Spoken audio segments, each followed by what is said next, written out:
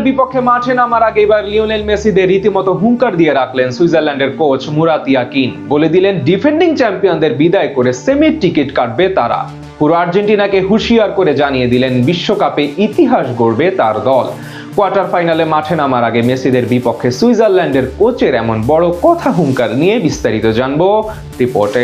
কলম্বিয়ার বিপক্ষে জিতে ইতিহাস গড়ে দীর্ঘ ৭২ বছর পর কোয়ার্টার ফাইনালে উঠেছে সুইজারল্যান্ড ফুটবল দল। অন্যদিকে মিশরের বিপক্ষে এক কথায় রূপকথার এক স্বপ্নের মতো কামব্যাক করে শেষ ৮-এ পৌঁছেছে ডিফেন্ডিং চ্যাম্পিয়ন আর্জেন্টিনা। অসাধারণ এক ম্যাচ উপহার দিয়ে কোয়ার্টার ফাইনালে এসেছে লিওনেল মেসির দল। তবে নকআউটের প্রথম ২ ম্যাচে তাদের পারফরমেন্স ছিল পুরোপুরি নড়বড়ে। সেই সুযোগে এবার আকাশী নীলদের বিপক্ষে মাঠে নামার আগে রীতিমতো হুঙ্কার দিয়ে রাখলো সুইজারল্যান্ড ফুটবল দলের কোচ। বলে দিলেন তাদের হারিয়েই প্রথমবার সেমিতে উঠবে ইউরোপের দেশটি। লিওনেল মেসির পারফরমেন্স কিংবা স্কেলনের কোনো পরিকল্পনাই কাজ দিবে না এই ম্যাচে। সুইচ বাধাতেই আটকে যাবে ডিফেন্ডিং চ্যাম্পিয়নরা। ইতিহাসের প্রথমবার ৪৮ দেশ নিয়ে আয়োজিত হচ্ছে এবারের বিশ্বকাপ। ৩টি দেশে দীর্ঘ ১ মাসের লড়াই এখন অনেকটা শেষের পথে। এবার আসরে দেখা গিয়েছে একাধিক চমক, বেশ কিছু অঘটন, ছোট দলের অবিশ্বাস্য ম্যাচ কিংবা ব্রাজিল জার্মানির মতো বিশ্ব চ্যাম্পিয়নদের পতন। সেখান থেকে কাউকে ছোট করার যেমন সুযোগ নেই, তেমনি বড় দলগুলোকেও নিশ্চিত ফেভারিট ভাবার রাস্তা নেই। সেখান থেকেই কোয়ার্টার ফাইনালে সুইজারল্যান্ড এবং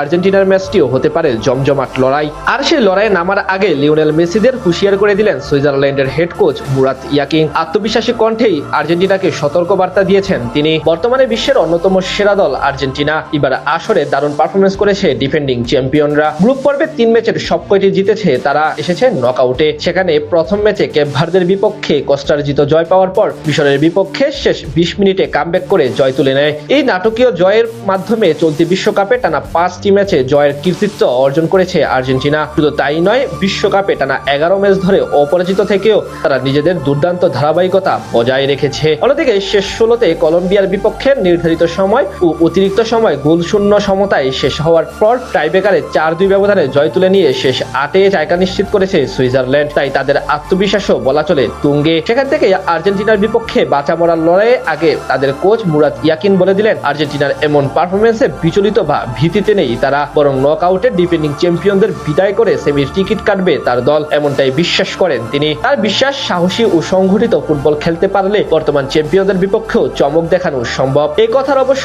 যথেষ্ট যুক্তিও আছে, কেননা এবারে বিশ্বকাপে ছোট দল বা অপেক্ষাকৃত কম শক্তিশালী প্রতিপক্ষগুলোই বড় চমক দেখিয়ে আসছে।